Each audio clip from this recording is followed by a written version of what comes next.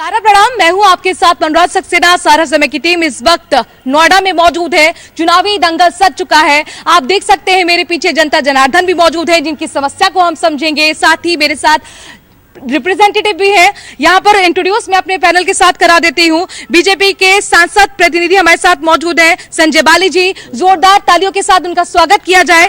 इसके साथ ही कांग्रेस के चंद्रमोहन नेता हमारे साथ जुड़ गए हैं, चंद्रमोहन जी का भी जोरदार स्वागत किया जाए। और आम आदमी पार्टी जो इस बार दम भर रही है यूपी चुनाव में, आप जिला के अध्यक्ष यहां पर भूपेंद्र जादौन भी हमारे साथ हैं, उनका भी स्वागत करें। और जनता जनार्दन के लिए तो जोरदार तालियां होनी चाहिए, क्योंकि यही है जनता जनार्दन जो आने वाले वक्त में अपने वोट का इस्तेमाल करेगी और साथ ही किसे सत्ता में लाना है ये तय करेगी।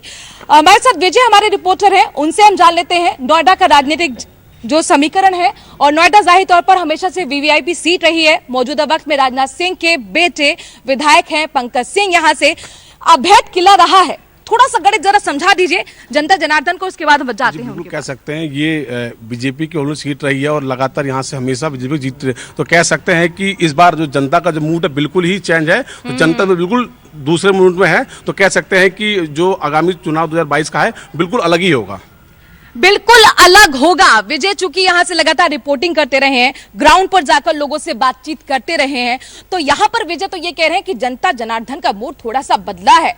नोएडा जो है अवैध किला रहा है बीजेपी के लिए।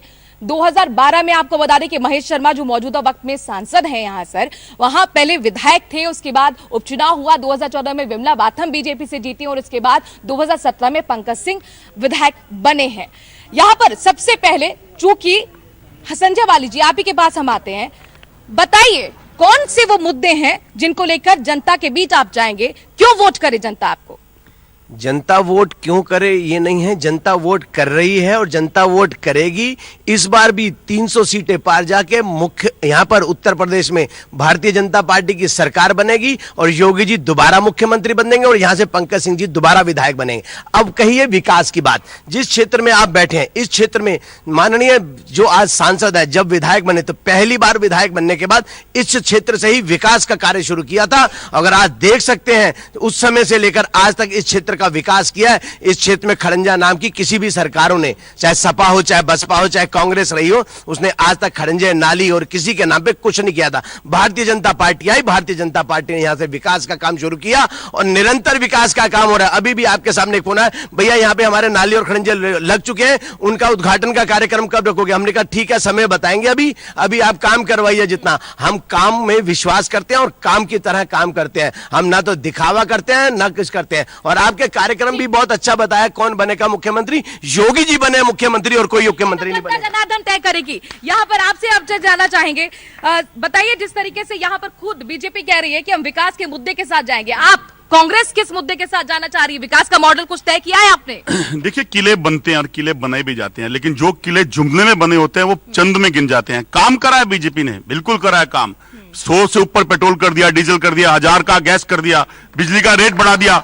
और जिस क्षेत्र में मैं रहता हूं ये क्षेत्र गांव का है, इसके अंदर की बनावट अगर आज देखेंगे, जिस स्कूल में मैं बैठा हूं यहां की समस्या लाइट की, उसके काम करा इन्होंने, जुमलों के अंदर काम करा है। धरातल पे काम करा होता तो योगी जी आज 4.5 साल के बाद किसी धर्म या मजहब की राजनीति पे ना उतरते।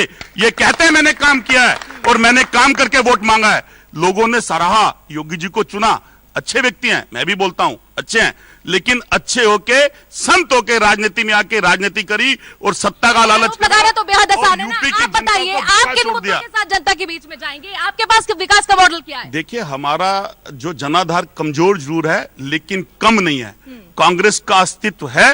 कांग्रेस ने अपने टाइम पर मुख्यमंत्री दिए, उसके अंदर ब्राह्मण मुख्यमंत्री रहे, उन्होंने कार्य करा। हमारे टाइम पे ना जातिवाद था, ना गुंडा राज था और ना धर्म और मजहब की राजनीति थी। 32 साल हो चुके हैं, कांग्रेस सूखा सिंगल डिजिट सीट लेकर आते हैं, यहाँ पर 7 सीटें हैं। आम आदमी पार्टी इस बार 2022 में दम ताल ठोक रही है। किन मुद्दों के साथ जनता के बीच में जा रहे हैं? हमारे पास एक दिल्ली मॉडल है जिसको दिल्ली की जनता ने बहुत सराहा, पूरा देश सराहा रहा है। हम लोगों को 300 यूनिट बिजली देने की बात कर रहे हैं। हम 2014 में तो पसंद नहीं आया था। हम उत्तर प्रदेश के चुनाव की बात कर रहे हैं।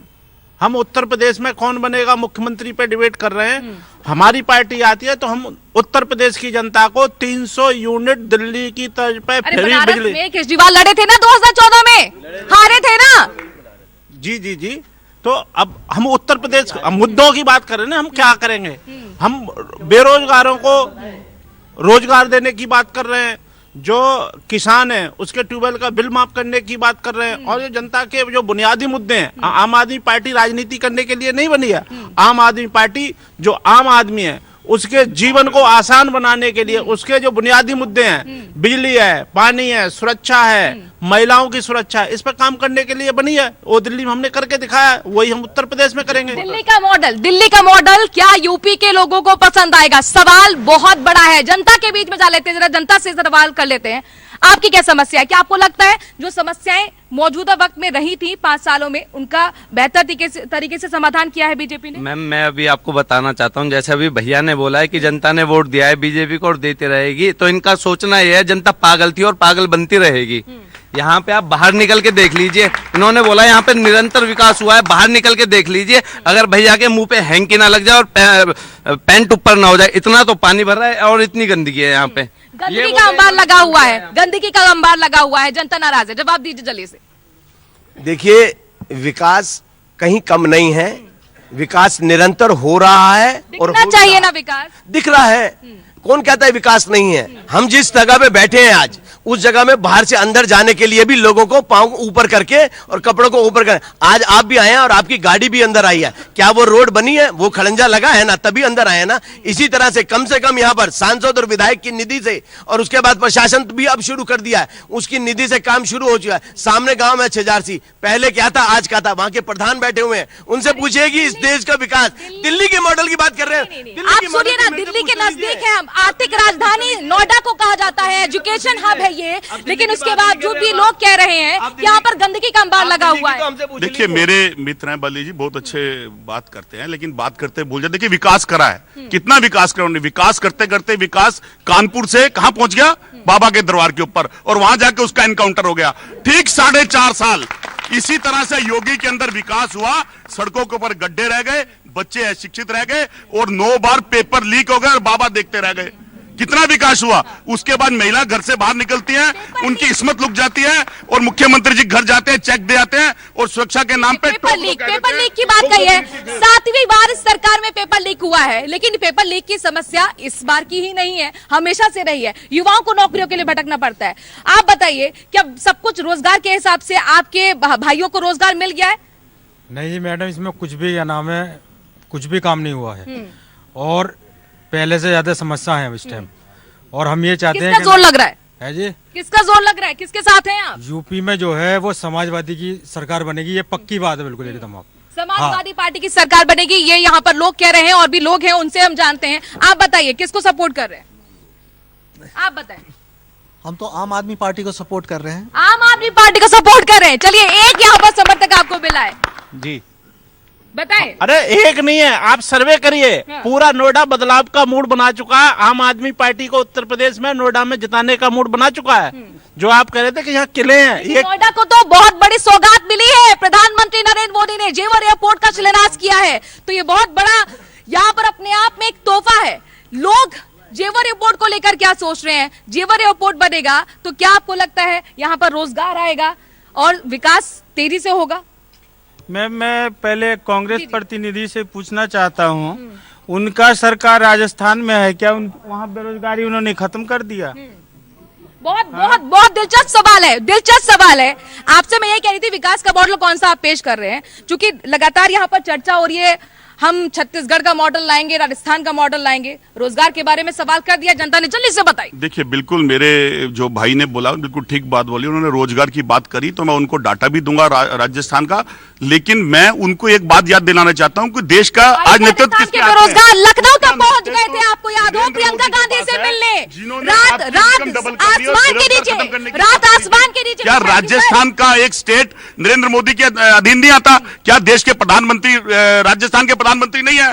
क्या राजस्थान की देखरेख का जिम्मा नरेंद्र मोदी जी का नहीं है? राजस्थान की बनावट के अंदर राजस्थान के रोजगार देने के लिए राजस्थान के मुख्यमंत्री ने योजनाएं दी। राज्य सरकार की जिम्मेदारी नहीं है? बिल्कुल करी इनकम जनरेट, उसी के अंदर रोजगार भी दिया गया और उसी के अंदर इनकम जनरेट भी करी गई। कोई मॉडल, अब दिल्ली की मॉडल की हमारी आप पार्टी कह रहे हैं दिल्ली का मॉडल, देखिए दिल्ली का मॉडल पोल्यूशन का कितना है कि खांसते खांसते अरविंद केजरीवाल जी पंजाब चले गए और वहां का पोल्यूशन भी खराब कर दिया। और 15 साल पहले जो केजरीवाल को शीला दीक्षित ने दिल्ली दी थी, उसकी बनावट और रख रखाव का आज हाल क्या है कि अगर कई गमले रखे हैं तो गमले तक चोरी हो गए, उसकी देखरेख नहीं करने वाला कोई। और केजरीवाल अगर इतना दम है तो फिर ना आप दिल्ली में वापसी कर पा रहे हैं ना उत्तर प्रदेश में वापसी कर पा रहे हैं। रोजगार को लेकर बहुत नाराजगी, जवाब दीजिए। रोजगार को लेकर नाराजगी, आपकी बात मेरे को बिल्कुल समझ में आ रही है। रोजगार को लेकर प्रदेश सरकार और केंद्र सरकार रोजगार दे रही भी है और रोजगार बना भी रही है और आत्मनिर्भर भी बना रही है। ये नहीं आप कह सकते। आज लोगों को पिछले कोविड काल से अब तक 2 साल लगातार कोविड काल में हो गए, जो नौकरी करने वाले थे आज इस लायक बना दिए, स्टार्टअप से लोन और सब कुछ देखे कि आज वो रोजगार दे रहे हैं। ये आपके सामने भी, आप भी देख रहे हैं। जनता जनार्दन से भी बात हो रही है। हमारे पास भी उत्तर प्रदेश से लेकर केंद्र तक का डाटा है कि हमने कम से कम कितनी नौकरियां दी हैं। 4 लाख नौकरी से तो ऊपर उत्तर प्रदेश में दी। उसके बाद विकास किया है, आपने इतना रोजगार दिया है, तो फिर आखिरकार आपको हिंदुत्व की पिच फिर से क्यों लगानी पड़ रही है? क्या उसी पे बैटिंग करेंगे? मथुरा याद आ रहा है आपको? अब आप मेरी बात सुन लीजिए।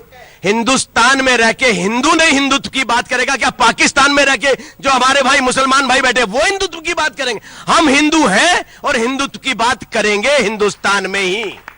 देखिए हिंदुस्तान में रह के हिंदुत्व की बात होनी चाहिए और हिंदुस्तान हिंदुत्व का एक कसब है, उसको माना जाना चाहिए। लेकिन हिंदुत्व की बनावट सब धर्मों की है, क्योंकि देश को आजाद करने के लिए जब देश की आजादी लिया गई थी तब रहीम भी था, करीम भी था, अमरजीत भी था और जोसेफ भी था। इस देश की बलिदानों के अंदर सबने दिया था। सब है। मोदी जी की ने विश्वास, मोदी जी के राज में अगर हमने काम किया है तो सबका साथ सबका विकास किया है। देश के लोगों की जान के साथ खेलना, उन्हें बेरोजगारी देना, उन्हें महंगाई का सौगात देना और बेरोजगार करके उसके बाद मजहब का सहारा लेना। धर्म की राजनीति का विरोध कर सकते हैं, लेकिन ISIS से, बोको हराम से क्या आप हिंदुत्व की तुलना कर सकते हैं? बिल्कुल, बोको हराम IS दोनों गलत है और हिंदुत्व की तुलना किसी से नहीं करी जाती, मेरे वक्तव्य में है। लेकिन जब देश की बनावट के अंदर शीर्ष नेतृत्व कहीं पर आकर मजहब के नाम पे किसी मजहब का मजाक उड़ाएं तो कहीं ना कहीं उसका प्रभाव देश के ऊपर पड़ता है। आज जब देश के अंदर आप वर्ल्ड में जाइए तो नेहरू जी को क्यों सराहा जाता है? क्योंकि उस समय नेहरू जी ने देश की जो बनावट करी थी वो बिखरे हुए प्रांतों को इकट्ठा करके करी थी। क्या आज स्टेटों के अंदर डिवाइड नहीं है हिंदुस्तान? क्यों किसी स्टेट के अंदर असम अपनी बात कह रहा है या मिजोरम अपनी बात कह रहा है? कौन जिम्मेवार है इसका? भाजपा जिम्मेवार है। अगर आज आप कहीं जाते हो बंगाल में जाके आप बंगाल के अंदर एक अलग तरह की राजनीति करते हो, क्या बंगाल हिंदुस्तान का पार्ट नहीं है? जिस सामंतवादों को देश को अंग्रेजों से छीनकर और हिंदुस्तान बनाया था, क्या आज हम फिर दोबारा उसको उस तरफ लेके जाना चाहते हैं? नरेंद्र मोदी जी हमारे देश के अस्तित्व है, मैं मान सकता हूं, लेकिन अस्तित्व होकर अहंकार की चौड़ा है सीना और देश को एकजुट करने में बहुत बड़ी भूमिका निभाई है। मस्कुलर पॉलिसी बनाते हैं, ये दावा लगातार केंद्र सरकार करती रही है। आप बताइए, हिंदुत्व का मुद्दा एक बार फिर जोर शोर से उठ रहा है। देखिए, ये जनता आज की डेट में महंगाई से जूझ रही है, बेरोजगारी से युवा जूझ रहा है और जो एक जिन्नावादी पार्टी है, भारतीय जिन्नावादी पार्टी, ठीक है, उसके पास कोई मुद्दा नहीं है जनता के लिए। ये अपने वो जो इन्होंने विकास करा है, एक अस्पताल, एक हॉस्पिटल, एक स्कूल। आप तो अपने आप को सेक्युलर मानते हैं ना? आप अपने आप को सेक्युलर मानते हैं? जी जी। फिर अयोध्या में राम निर्माण का विरोध करने क्यों पहुंच जाते हैं? कहाँ? क्यों दिखता है कि चंदा घोटाला? हमारे मुख्यमंत्री अरविंद केजरीवाल जी, हमारे सांसद संजय सिंह जी अयोध्या गए, मैं खुद गया। और सुनिए, जिन लोगों ने भगवान राम का चंदा चोरी करके खा गए, वो हिंदुत्व की बात करते हैं। जी, तीर्थ यात्रा फ्री क्यों की? फिर सवाल ये है, अगर इतनी दिक्कत अयोध्या से है तो फिर तीर्थ यात्रा क्यों फ्री करी केजरीवाल ने? देखिए, आम आदमी पार्टी जनता के लिए काम करती है। हमने 4 धाम की यात्रा फ्री कर रखी है लोगों के लिए। जो लोग गरीब हैं, जा नहीं पाते हैं, हमने उनके लिए ट्रेनें चलवाई हैं ताकि वो लोग खुद चले जाएं। आज हमने अयोध्या जाने के लिए यात्रा शुरू की है। अब जब 2 करोड़ की जमीन जब भाजपा ने 5 मिनट में 18 करोड़ की बेच दी, तो ये चंदा चोरी नहीं है? चंदा चोरी का इल्जाम, चंदा चोरी का इल्जाम तो इन पे है। दिल्ली के एडवर्टाइजमेंट के नाम पे करोड़ों रुपए खा गए और वैसे सब कहते हैं कि हम बहुत अच्छे हैं। इन्होंने क्या नहीं किया? इन्होंने क्या नहीं किया? एडवर्टाइजमेंट के नाम पे आम आदमी पार्टी, और दिल्ली में क्या क्या चीज देना चाहते हैं। देखिए हमारे आप पार्टी के मित्र बैठे हैं और उनको पूछिए कि आपने दिल्ली के अंदर एडवर्टाइजमेंट पे कितना पैसा खर्च करा है। और आज एक यात्रा शुरू करी इन्होंने अयोध्या जाने के लिए, और बड़ी शर्म की बात है कि उसके अंदर भी एक आदमी खड़े कर दिए और शरुंड की तरह लगा के उस पे केजरीवाल का थोबड़ा लगा दिया। आप लगाइए केजरीवाल। ठीक है, जनता भी कुछ कहना चाह रही है। मैम, मैं विकास के ऊपर बोलना चाह रहा हूँ। हमारे यहाँ सांसद, प्रतिनिधि, विधायक सब बीजेपी के सत्ताधारी पार्टी है। मैं यही कॉलोनी में रहता हूँ। हमारे प्रधान जी हैं यहाँ। मैं विकास की बात, यहाँ पे 5 साल से बिजली के कनेक्शन नहीं है, यानी कनेक्शन बंद कर रखे हैं। बिजली के कनेक्शन नहीं है। आप कह रहे थे कि यहाँ पे खड़ंजा हमने लगा दिया है, रोड आने में दिक्कत नहीं होगी। बताइए। प्रधान जी है, पहले मैं ये बता दूं यहाँ के प्रधान जी, विकास भी हो रहा है यहाँ पे बीजेपी के द्वारा, माननीय विधायक जी के द्वारा, माननीय सांसद के द्वारा नालियां खरंजल लगी हैं। और जो बिजली का है वो शासन से पहले से ही बिजली पे यहाँ पे डूब क्षेत्र की वजह से रोक लगी हुई है। तो मतलब माननीय विधायक जी ने, माननीय सांसद जी ने भी मतलब यहाँ पे माननीय मुख्यमंत्री, डबल इंजन की सरकार है ना, आप तक तो हो जाना चाहिए था। डबल इंजन की सरकार नहीं, हमारी एक इंजन की सरकार है। हमारी जो सरकार है माननीय योगी जी की है, और वो उन्होंने वहां पे जो भी है डूब क्षेत्र के लिए मतलब केंद्र मतलब टोटली मतलब जो डूब क्षेत्र का है हर जगह मतलब पूरे उत्तर प्रदेश में पहले भी बीजेपी को तो जनता ने हमेशा भरोसा दिया ना, यहाँ से अभी भी भरोसा देंगे। क्यों ये दिक्कत क्यों? भरोसा देंगे, अभी भी देंगे, क्योंकि बीजेपी धरातल पे काम कर रही है, मतलब देश में भी और प्रदेश में भी। देश में भी ये है कि जो हिंदुत्व वाली बात चल रही है कोरोना काल में, मतलब ये नहीं थी एक ही किसी जातिवाद के लिए, हिंदू के लिए। एक बात बताइए, यहाँ पर इतने लोगों से मेरी बातचीत भी हो रही है, यहाँ पर रिप्रेजेंटेटिव भी अलग अलग पार्टी के बैठे हुए हैं। नोएडा में क्या अखिलेश यादव कभी आए? नहीं आए। क्या मायावती कभी आई? नहीं आई और गई। कौन आया? योगी आए। मोदी क्यों आए? मनमोहन सिंह भी नहीं आया। ये बताइए कि आखिरकार मायावती क्यों नहीं आई, अखिलेश क्यों नहीं आए? वो आई थी, चली गई। हाँ, योगी जी आए थे, योगी जा रहे हैं। क्या नोएडा अपशगुन है? क्या नोएडा अपशगुन हो सकता है? बताइए, नोएडा क्या अपशगुन हो सकता है? उस भ्रांति को तोड़ा मुख्यमंत्री योगी आदित्यनाथ ने। लगातार विकास की जो परियोजनाएं यहाँ पर वो लेकर आए थे, उन परियोजनाओं को धरातल पर देखने के लिए आए हैं। कई बार समीक्षा बैठकें की हैं, लगातार परियोजनाओं की सौगात दे रहे हैं। आप ये देखिए कि नोएडा जिसने बसाया था, ग्रेटर नोएडा जिसने बताया था, मायावती वहीं से ये सब ऐलान कर देती हैं, लेकिन यहाँ कभी आने की हिम्मत नहीं करती हैं। तो ऐसे में सवाल यही है कि जनता का हिमायती कौन है? योगी जी। योगी जी। आप बताइए। योगी जी ने जो धरातल पे काम किया है, नहीं करूंगा, खुले दिल से कहता हूँ। वजह? कारण है उसका, बहुत सारे कारण है। कारण 2-4 बता दो।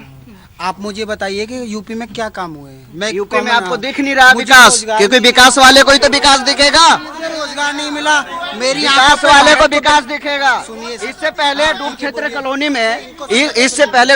कॉलोनी में खड़ंजा नहीं बनते थे। आज विधायक और सांसद को आने से खड़ंजा, और पब्लिक यहाँ पे चल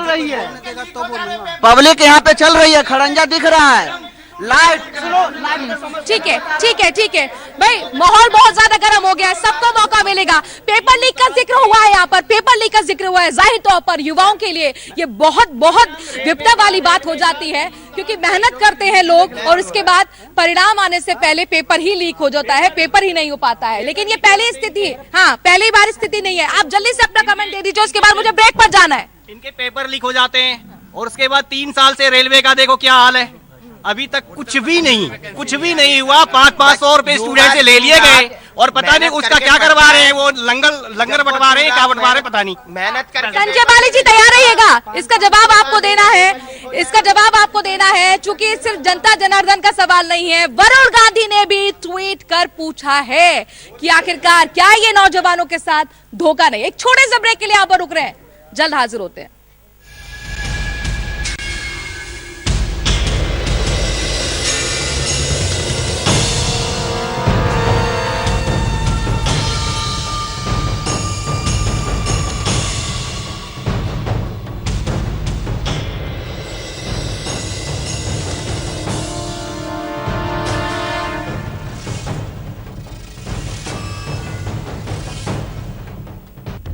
सहारा प्रणाम, हस्तक्षेप में आपका स्वागत है। आज हमारे साथ एक ऐसी शख्सियत हैं, आप हमारे दर्शकों को समझाइए। किसी को कन्विंस न कर सको तो कंफ्यूज करो। अंदाज से नहीं चलता है देश, देश चलता है व्यवहार और कानून से। और बीमारी तो किसी को पूछ के नहीं आती, वो गरीब को भी आती है और अमीर को भी आती है। और नए भारत को बनाने के लिए जो रास्ता है वो जल समृद्धि के मार्ग से जाता है। अगले 3 महीने तक मजदूर से वो पैसा नहीं ले रहे हैं। जो संस्थाएं हैं वहाँ पर उनसे पूछा क्या आपने कि भाई आपने इनको पैदल क्यों चलने दिया? जनरल साहब, सहारा न्यूज नेटवर्क इकलौता ऐसा चैनल है हमारे चैनल का नाम है सहारा, इसीलिए मैंने दे दिया था कोरोना गो ये नारा। क्योंकि पर्यटक के लिए सबसे जरूरी होती है भरोसा और सेफ्टी। बिल्कुल।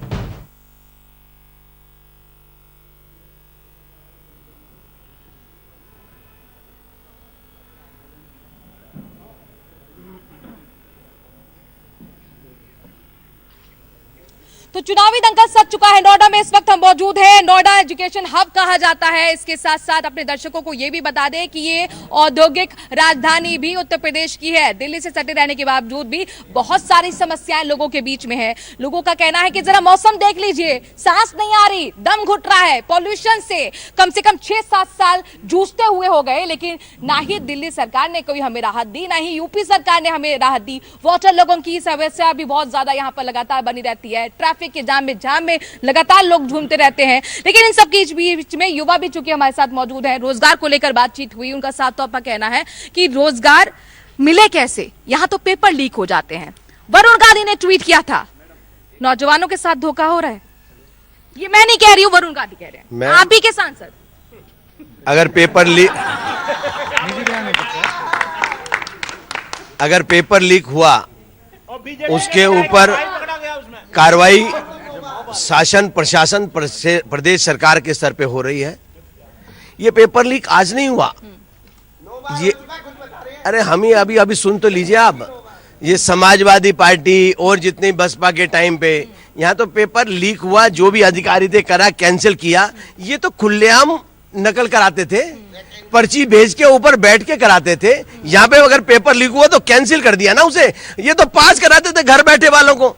ये पेपर लीक की क्या जाने। अरे ये पेपर लीक का नेक्सस क्या सरकार से बड़ा है? सरकार क्यों नहीं रोक पा रही है? तो सरकार रोक पा रही है ना, सरकार आगे की कार्रवाई कर रही है। जिन्होंने ऐसी हरकत करी है उनको जेल भेजेगी और उन पर सख्त से सख्त कार्रवाई होगी। चलिए बताइए। मैम, एक बार गलती हो सकती है, 2 बार हो सकती है, बार रोजगार को लेके और युवाओं के साथ जो धोखाधड़ी करी जा रही है बहुत नाइंसाफी है। बच्चा मेहनत करता है, दिन रात पढ़ रहा है, रेलवे स्टेशनों पे ठंड में ठुकुर रहते हैं और सुबह पेपर देने जाते हैं और पता चलती है कि पेपर लीक हो गया। ऐसे में बच्चे सुसाइड करते हैं। ये जो है उनका जिम्मेदार कौन होगा? ये जो पार्टी है ये जुमला एंड कंपनी है, ठीक है। ये वर्ल्ड वाइड मतलब विख्यात है, ठीक है। अमित शाह जी आते हैं, कहते हैं भाई साहब हम आपको 15-15 लाख रुपए दे देंगे, ठीक है। 15-15 लाख रुपए देते हैं और ऑन चैनल ऑन रिकॉर्ड क्या कहते हैं फिर दोबारा आके कि भाई ये तो जुमला है, ये तो तरीका होता है, ये तो जुमला है हमारा, ये तो जुमला होता है, हर एक पार्टी जुमलेबाजी करते हैं। ठीक है। संजय बाली जी 15 लाख अभी तक लोगों को याद है। मैम, इनको यही नहीं पता कि शायद अमित शाह जी ने कहा ही नहीं था। इनको यही नहीं पता है कि अमित शाह जी ने नहीं कहा था। उन्होंने अगर 15 लाख देने की बात करी थी और वो 1 मिनट रुक जाइए। हम इनके केजरीवाल जी की तरह थोड़ी ना झूठ बोलते हैं। इनके केजरीवाल जी तो 365 दिन झूठ बोल के जिए आज तक। इन्होंने क्या किया? दिल्ली का सत्यानाश हुआ बड़ा झूठ बोल के ही। ठीक है। कांग्रेस के भी प्रतिनिधि हमारे साथ हैं। एक बात बताइए सर, इस बार महिलाओं पर जोर लगाया गया है, 40% महिलाओं को उम्मीदवार बनाया जाना है। पुरुष उम्मीदवार मिल नहीं रहे सर, महिला उम्मीदवार कहां से लाएंगे? देखिए, ये एक सोच प्रियंका गांधी जी की है कि 40% हिस्सा महिलाओं का होना चाहिए। क्यों होना चाहिए? आज जिस टीवी के अंदर मैं बैठा हूं उसकी एंकर भी महिला है, तो वो दायित्व महिलाओं को क्यों नहीं मिलना चाहिए? क्यों महिलाओं को मनदेखी करे? उत्तर राजस्थान में याद नहीं आया? छत्तीसगढ़ में याद नहीं आया, उत्तराखंड में याद नहीं आया, पंजाब में याद नहीं आया। देखिए, जब हमारी सरकार सेंटर में आएगी, इसका भी हमने बोला है कि अगर आएगी तो हम 40% उसके अंदर एमपी सेक्शन भी रखेंगे और वो भी देंगे। अभी हम सरकार में नहीं है, लेकिन प्रियंका गांधी उत्तर प्रदेश की प्रभारी हैं, तो उन्होंने उसका दायित्व निभाते हुए 40% बोला और ये बोला कि मैं लड़की हूं, लड़ सकती हूं। यह कांग्रेस की बात है। अब पंजाब में भी तो चुनाव हो रहे हैं, उत्तराखंड में भी तो चुनाव हो रहे हैं सर, वहां इस तरीके के ऐलान क्यों नहीं? प्रभारी पंजाब की बात करेगा, यूपी का प्रभारी यूपी की बात करेगा। मैं एक मिनट, छोटी सी बात, 15 लाख की बात हो रही थी, 15 लाख की बात हो रही थी और एक भाजपा के नेता ने बोला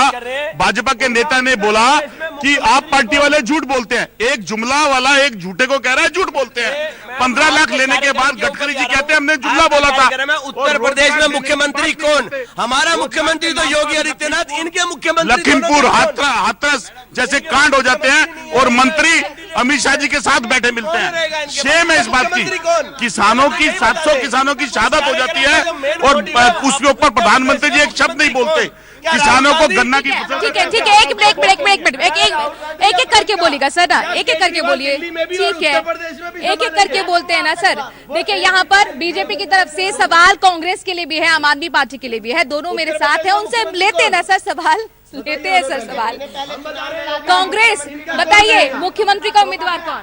देखिए, कांग्रेस का नेतृत्व उत्तर प्रदेश के अंदर प्रियंका गांधी कर रही हैं और जब अगर हम सत्ता में आते हैं तो उसका दल विधायक दल के बैठ के किया जाएगा और कांग्रेस के पास नेताओं की कमी नहीं है। कोई भी एक ब्राह्मणवादी चेहरा भविष्य के अंदर मिलेगा। नेताओं की कमी नहीं है सर, कार्यकर्ताओं की तो कमी है, तभी तो नहीं बना पा रहे हैं आप सत्ता में सरकार। जी बताइए, आपको मुख्यमंत्री उम्मीदवार कौन है? हमारे जो प्रदेश का जो नेतृत्व कर रहे हैं सांसद संजय सिंह जी कर रहे हैं और हमारे हाँ वही होंगे हमारी तरफ से। अगर वो तो ये बात तो दे रहे हैं, संजय सिंह अखिलेश यादव के साथ मिल रहे हैं। राजनीति में मिलना कोई गुनाह है? मुलाकात हो रही है राजनीति में, सब कितनी सीटों पर बात हो रही है? देखिए, वो सीट पे क्या बात होगी, वो हमारे बड़े ने सुनिए मैडम जो समाजवादी और आम आदमी पार्टी के अलायंस की बात कर रहे हैं, ये बताओ, इन्होंने मुस्लिम लीग के साथ मिलकर सरकार बनाई है। ये जिन्ना की पार्टी मुस्लिम लीग से। ठीक है, इतिहास में बहुत जाया जाता है, मौजूदा वक्त की बात कर लेते हैं। ठीक है, युवा भी हमारे साथ हैं, कुछ कहना चाह रहे, बताइए। मैं ये कहना चाह रहा हूँ कि जब आम आदमी पार्टी का संजय सिंह सांसद जब मिल चुके हैं तो मुख्यमंत्री वो कैसे बनेंगे? या अखिलेश यादव बनेंगे, कि संजय सिंह बनेंगे, या अरविंद केजरीवाल बनेंगे? इन्हें यही अभी तक नहीं मालूम है। गठबंधन करने में क्या दिक्कत है? आपने भी अपना दल से किया ना। फिर आम आदमी पार्टी कैसे कर सकते हैं? निषाद पार्टी से किया ना तो फिर आम आदमी पार्टी कैसे कह सकते हैं कि संजय सिंह ही बनेगा मुख्यमंत्री? नहीं कह सकता ना। वो तो अगर गठबंधन किया क्या होने जा रहा है इस बार? बदलाव होने जा रहा है या फिर बीजेपी के लिए वोट जाएगा? बीजेपी के लिए कोई वोट नहीं जाएगा। मैम, यहाँ कोई ये तो कह नहीं रहा कि एक दूसरे की सिर्फ बुराई करने में लगे हैं। ये नहीं कह रहे कि उस बुराई को खत्म कैसे करें और हम कैसे अच्छे हैं। उनको इस बात पे बात करनी चाहिए। दूसरी बात, यहाँ बार बार कहा जा रहा है ये डूब क्षेत्र है, तो रजिस्ट्री क्यों कर रहे हैं इनकी? ठीक, जवाब दीजिए प्रधान जी। जी, जनता के बीच में सवाल है, डूब क्षेत्र तो रजिस्ट्री कैसे हो रही है? नहीं, डूब क्षेत्र कैसा? जो नदियों के पास, हिंडन नदियों के पास जो बांध बंधाए गए हैं, वो पहले से हर सरकार का, जो हमारे देश का कानून है, वो ये होता है कि जो नदियों के किनारे होता है डूब क्षेत्र माना जाता है। वो ये नहीं कि उत्तर प्रदेश में ही। कांग्रेस वाले से हमें जब सवाल है कि सलमान खुर्शीद जो हिंदुत्व के बारे में जो बताया है, उसके बारे में हमें जरा समझा दें। ठीक है, सलमान खुर्शीद के हिंदुत्व को समझना चाह रहे हैं यहाँ पर लोग, जरा बताइए सर। हिंदुत्व ISIS जैसा कैसे हो गया? हिंदुत्व बोको हराम जैसा कैसे हो गया? देखिए, आज का बेसिक मुद्दा देश की बेरोजगारी का है। हिंदुत्व की तरफ ध्यान बटाया जा रहा है। आज सदन में भी अगर चर्चा करने के लिए चर्चा का टाइम मांगा जाता है तो सांसदों को निलंबित कर दिया जाता है, क्योंकि चर्चा होगी तो देश के मुद्दे उठेंगे, चर्चा होगी तो महंगाई का मुद्दा उठेगा, चर्चा होगी तो पैकेजेस का मुद्दा उठेगा, चर्चा होगी तो बड़े बड़े मुद्दे उठेंगे, लखीमपुर उठेगा, हाथरस उठेगा। लेकिन आनी चाहिए ना सर। आप तो बुक लिखते हैं और बुक में हिंदुत्व की तुलना ISIS बोको हराम से कर देते हैं, तो आपने तो बैठे बैठाए मुद्दा दे दिया ना सर। बीजेपी को बैठे बैठाए मुद्दा दे दिया था सर। अब ये बताइए, क्या इस बार हिंदुत्व पर वोट पड़ने करने जा रहे हैं क्या सर? हिंदुत्व पे वोट नहीं पड़ेगा। अयोध्या पर 2017 में, मथुरा पर 2022 में, 2022 में हिंदू, मुस्लिम, सिख, ईसाई सभी जाति वर्ग भारतीय जनता पार्टी को वोट देंगे और मुख्यमंत्री योगी जी को। बीजेपी का नारा क्या? राम मंदिर नारा रहेगा।